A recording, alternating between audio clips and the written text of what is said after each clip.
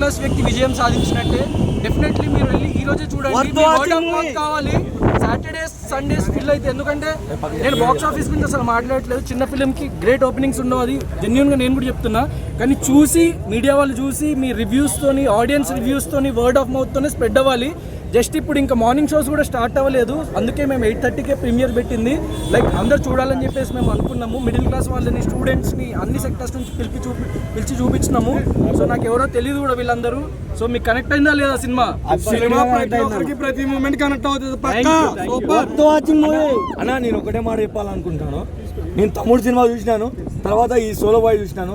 నాకు తమ్ముడు సినిమా కంటే కూడా సోలో బాయ్ గట్టి కొట్టింది అనిపిస్తుంది అన్న. Natural story. నిజంగా న్యాచురల్ స్టోరీ.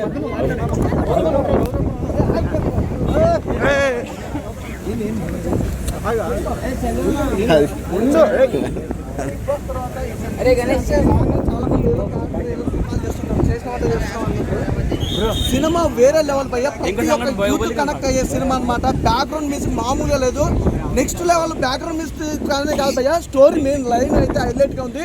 యూత్ కనెక్ట్ అయ్యే మూవీ అనమాట. అస్సలు నిజంగా చెప్తున్నా, అంటే నీ యాక్ట్ మనం చూసినాం బిగ్ బాస్లో కానీ వేరే షోలలో కూడా చూసినాం, కానీ